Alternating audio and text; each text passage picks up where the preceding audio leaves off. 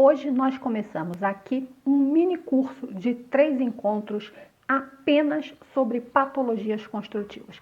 Esse é um assunto que muito me preocupa, porque eu vejo profissionais muito mal preparados pegando perícias onde o objeto do processo trata de patologia construtiva. Em primeiro lugar, eu quero que vocês saibam que esse é um assunto absolutamente sério. E não é preciso que somente o profissional tenha um diploma na mão. Isso não quer dizer que ele está habilitado a fazer uma perícia onde o objeto do processo aborda uma patologia construtiva. Por que eu digo isso para vocês, pessoal? Vocês, engenheiros e arquitetos, se formam, mas não têm experiência suficiente, a malícia para poder interpretar uma situação de patologia construtiva. Por mais que você, engenheiro civil, deu muito cálculo estrutural na faculdade, no meu tempo, na arquitetura, nós também dávamos cálculo estrutural, eu não sei como estão as faculdades de arquitetura agora, enfim, por mais que se estude isso na teoria, é só a experiência que vai nos dar a malícia e o feeling para a interpretação desse tipo de situação. Eu tenho 55 anos de idade e desde os 26 trabalhando dentro de canteiros de obra. Mas não foi trabalhando dentro de canteiros de obra, passando lá e olhando, oi pessoal e tchau. Não, trabalhando em canteiros de obras da manhã até a noite, do começo ao final do dia, tomando café e almoçando dentro da obra. Exatamente assim até hoje, nas minhas obras, como profissional construindo as minhas casas, eu fico horas dentro da obra. Acompanho concretagem, acompanho confecção das armaduras, converso o tempo todo com o engenheiro calculista, troco ideias. É uma experiência de 30 anos dentro de canteiro de obras, praticamente full time. Portanto, o conhecimento que eu tenho hoje em dia é em cima de muita vivência no setor e na área.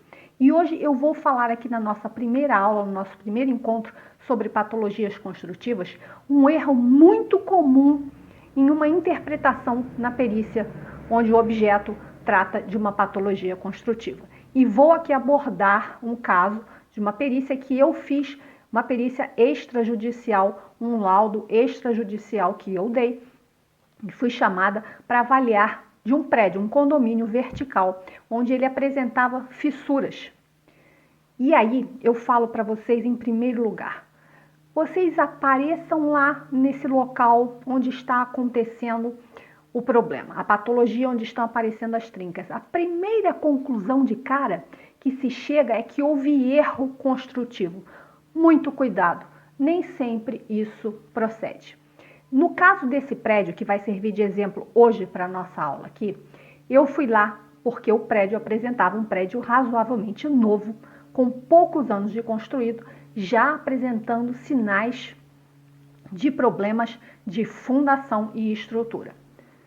Eu, analisando esse prédio, de cima até embaixo, do barrelete de distribuição até lá o térreo, encontrei problemas no piso, no chão da garagem. Em alguns pontos esse chão mostrava que estava cedendo. E em um ponto específico ele já havia aberto um buraco, uma cratera. E foi graças a esse buraco e essa cratera, quando eu fui observar e examinar no local, é que eu pude perceber que embaixo desse prédio havia um enorme oco. E o que quer dizer esse enorme oco? Existia um vazio. Quer dizer que todo aquele aterro que está em volta da fundação, que é onde a fundação foi presa e foi aterrada, foi ancorada, não existia mais. O prédio estava totalmente oco e as fundações já eram visíveis ali de onde eu estava.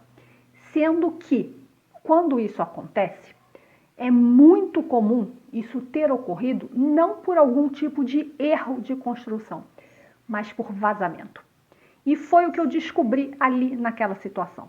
Um vazamento de um prédio vizinho estava minando água o tempo todo por baixo de todo aquele prédio, levou o aterro e estava começando também, através do processo de erosão, levando o concreto das sapatas. Sendo assim, aparecia já as fissuras e as trincas na parte da estrutura do prédio, visivelmente a olho nu.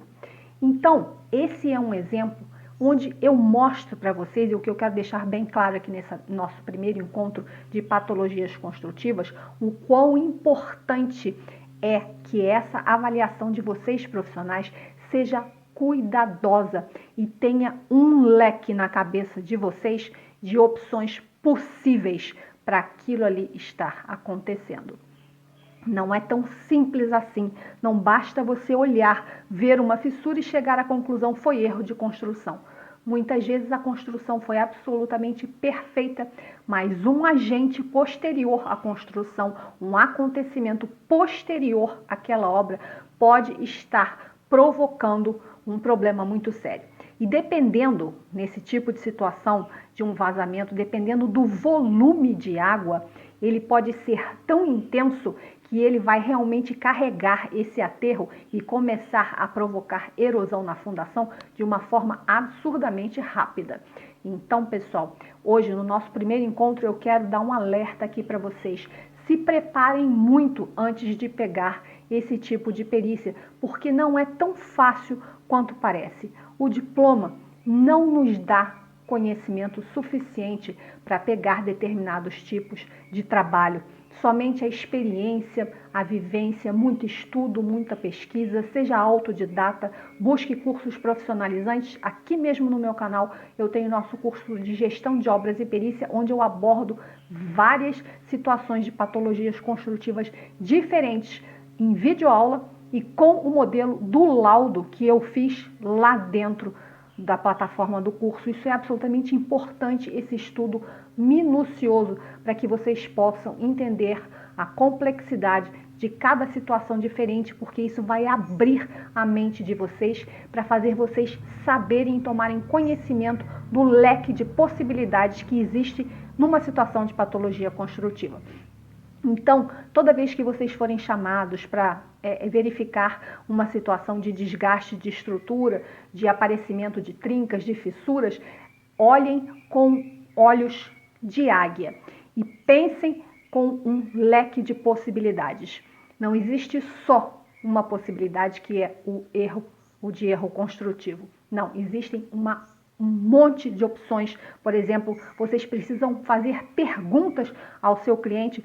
Muitas vezes essas perguntas vão esclarecer para vocês o que está acontecendo ali. Obras de reforma que foram feitas posteriormente àquela construção podem ter sido feitas de forma errada e podem ter provocado aquele problema ali que está aparecendo.